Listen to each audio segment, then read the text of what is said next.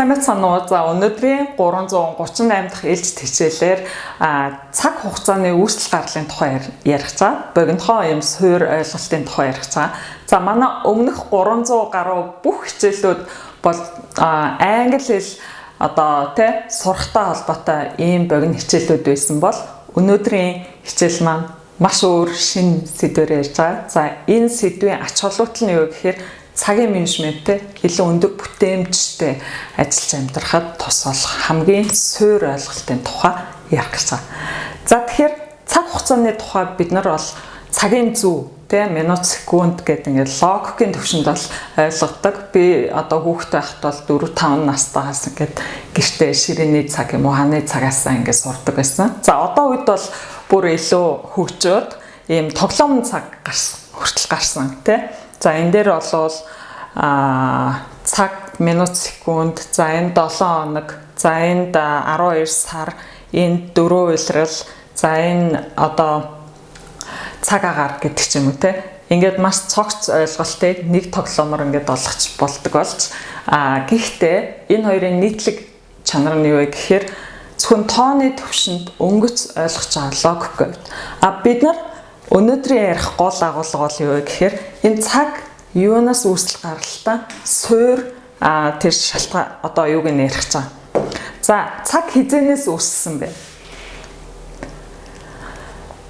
За эртний хүмүүс те агууд амьдардаг хуучин чулуун зэвсгийн үеийн те энэ хүмүүс бол яадаг байсан бэ гэхээр биологийн цагийн дагуу амьдардаг байсан.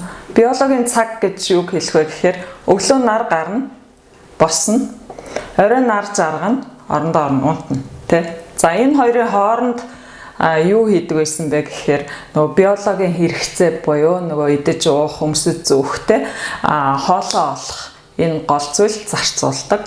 Маргааш юм уу өчигдөр гэсэн юм ойлголт байхгүй. Цагийн ямар ч ойлголтгүй ингэж амьдардаг байсан те хүмүүс.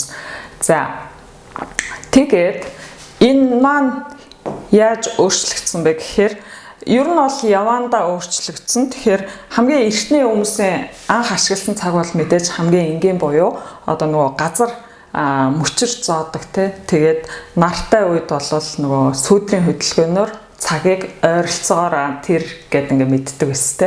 За тэгээд илүү боловсронгуй цаг хизээ үүссэн бэ гэхээр хүмүүс олноороо нэг дор амьдарч нийгэм үүссэн те.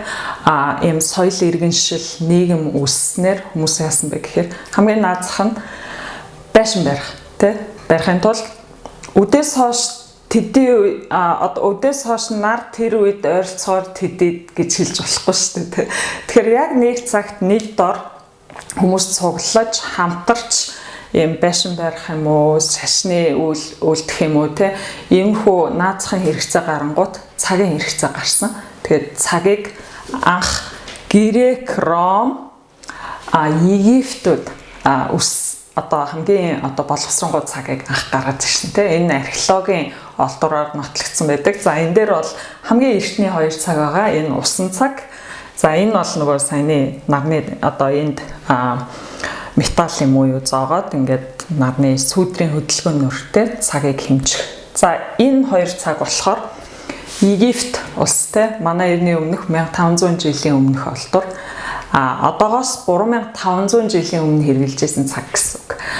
За энэгээр бол яг одооных шиг бүр минут секунд гэдэг юм байхгүй. Бас л ойролцоогоор те цагийг ямарч байсан ингээд хангалттай мэдээд авч байгаа. За энэний цаад шалтгаан нь юу гэхээр энэ эртний Ром, Грек, Египтчүүд сансар огторгой байдаг гэдгийг судлаад тэ. За тэгээд ерөнхийдөө энэ цаг үүссэн цаад үндс нь болохоор байгалийн энэ биетүүдийн хөдөлгөөн дээр үндэслэж бий болгосон хүний зохиосон ойлголт гэсэн үг. Байгаль бол мэдээж бид нар зохиогоогүй шүү дээ. Энэ хөдөлгөөрөө хөдлөн угаасаа хүн төрөлхтөн байсан байгаагүй ингэдэг байсан. Хүмүүс болохоор яасан бэ гэхээр за энийг тэр тэд гэж ингэж тоолъё гэж ингэж тийм ойлголтыг сэтгхүүгээрээ зохиосон. Ийм одоо хүний зохиосон ойлголт. Тэ. За байгаль бол мэдээж нарны аймаг гэж байдаг те. Нар маань өөрөө татах хүчтэй. За нарыг тойроод 8 гарагта тэрний нэгэн дэлхий тойроо иргэдэг Тэ. За дэлхий маань өөрөө тэнхилгээрээ иргэдэг. За тэр тэнхилгээрээ нэг бүтэн иргэх хугацаа болохоор 24 цаг гэж тооцож байгаа. Тэгээд өдрийн 12, шөнийн 12 гэдэг. Тэгээд нар руу харж байгаа хэсэг нь өдөр болоод нарнаас нөгөө тийшээ эсрэг харж байгаа нь шөнө гэдэг. Өдөр шөнө 24 цаг гэдэг эндээс үүдэлтэй. За нар маань нэг дагуултай тэр нь сар. Тэ. Сар бас тэнхилгээ тойрж иргэдэг. Гэхдээ арай удаан хугацаанд буюу 29.5 өдөрт нэг иргэдэг. За эндээс нөгөө нэг сар үүсэлтэй тий 12 сар тэгээд сарын 28, 29, 30 хоног байдаг гэдэг. За тэгэнгүүт дэлхий маань нарыг тойроод иргэж байгаа тий. Ингэхдээ нийт 365 хоног тойроод нэг бүтэн тойроход 1 жил гээд 4 уйлрал гэдэг нь энэ нарнаас холоорын зайн хаана вэ гэдгээр нөгөө нарны тусгал жоохон өөр байдаг. Тэрүүгээр уйлрал гэдэг зүйлийг тэ тогтоох яг өөрөөсөө за энийг уйлрал гээгээд тэ ингэж болвол цаг хугацаа үүссэн. Тэгэхээр өдөр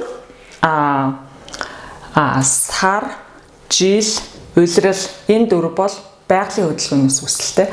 Минут, секунд, 7 хоног бол цэвэр хүмүүсийн өөрсдийн зохиосон зохиол гэх юм шиг тий өөрсдөө гаргаж ирсэн ийм санаа байна.